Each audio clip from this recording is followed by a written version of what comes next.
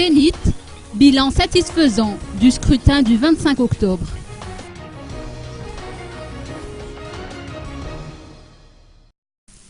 La Sénit et ses démembrements se réunissent actuellement au CCI d'Ivat pour faire le bilan du scrutin organisé le 25 octobre dernier et prévoir ainsi des améliorations en vue du second tour de l'élection présidentielle jumelée avec les élections législatives.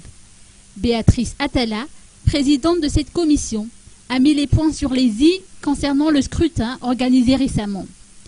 Elle s'est notamment insurgée contre les allégations selon lesquelles ce scrutin a été l'un des pires jamais organisés à Madagascar.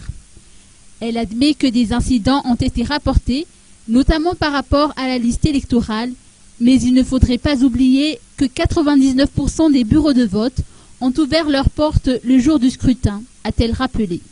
Concernant donc la résolution de cette formation ou regroupement, je dis bien, de 2 jours avec les présidents des CER et présidents des CED, c'est surtout pour voir quelles est les forces et faiblesses de ce qu'on a fait depuis le premier tour et surtout les perspectives et l'amélioration du deuxième tour jumelé avec les législatives.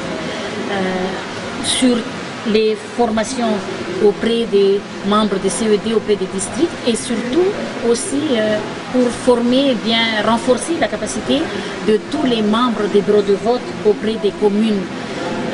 Voilà en quelque sorte les résolutions qu'on a regardées et qu'on a validées avec tout le monde aujourd'hui. Et aussi pour l'acheminement des résultats, le déploiement des matériels.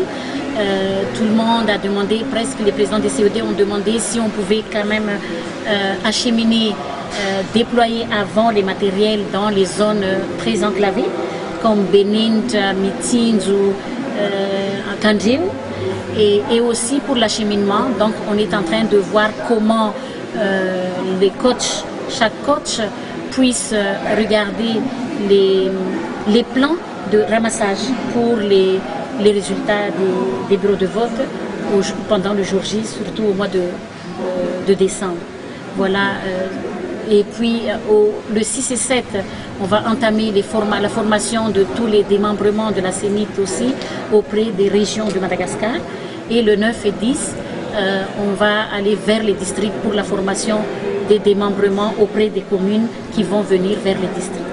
Donc tout ceci a été effectué par l'aide du PNUD et du PASSEM, soit la formation auprès des régions, districts et communes, soit le regroupement qu'on a effectué aujourd'hui.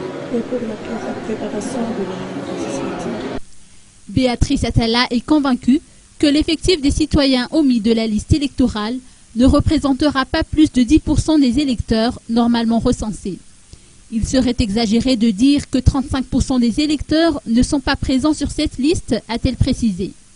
Enfin, la Sénit invite les Fouktan à distribuer les cartes électorales encore disponibles.